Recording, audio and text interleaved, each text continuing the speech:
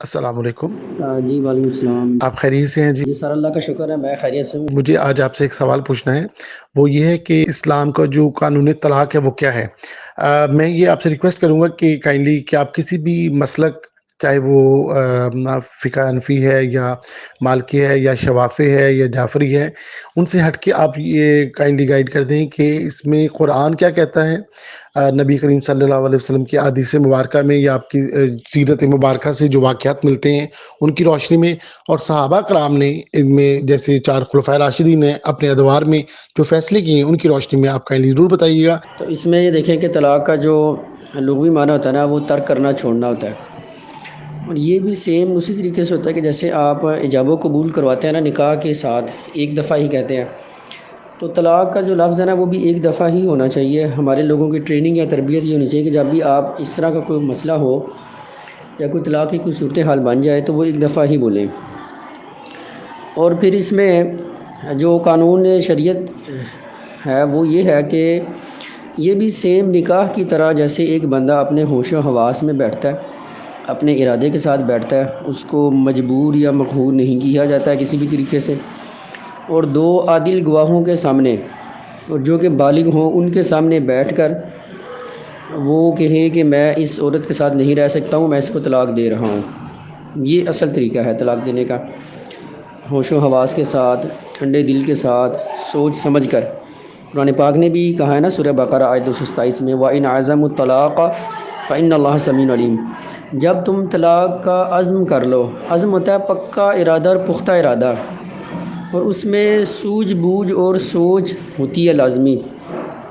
غصے میں طلاق دینا، ایک دم سے یعنی کہ بغیر سوچے سمجھے طلاق دے دینا، پھر آپ کہیں جی کہ اس سے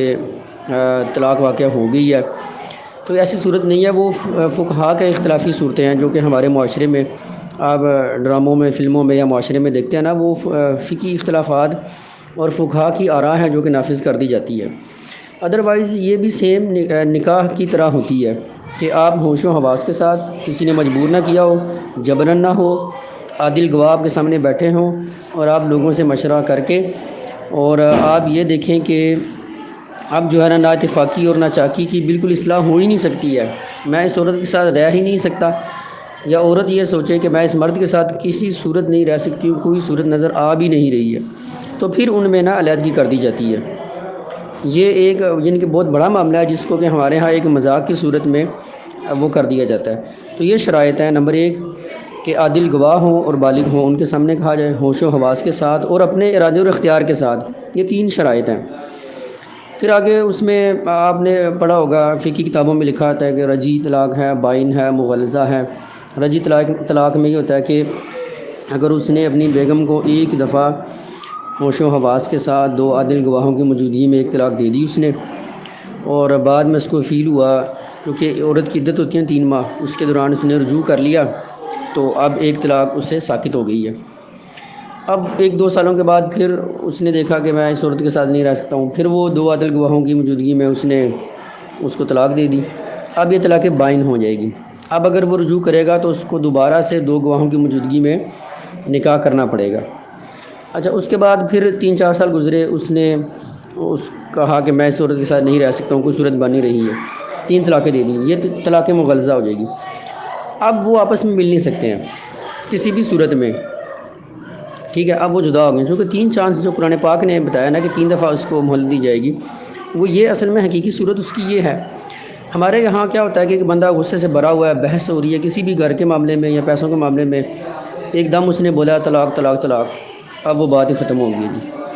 اب وہ آدھے گھنٹے بعد 20 منٹ بعد پچھتانا شروع کر دیتے ہیں جی اب کیا ہوگا جی، وہ پھر اس میں مختلف چیزیں لوگ لے آتے ہیں، جی ایسا کریں، جی فلاں مولوی کے پاس جائیں، فلاں کریں فلاں کریں، یعنی کہ ایجوکیشن اور تربیت ہے ہی نہیں کہ طلاق دینا بھی بھائی نکاح کی طرح ہی ہے۔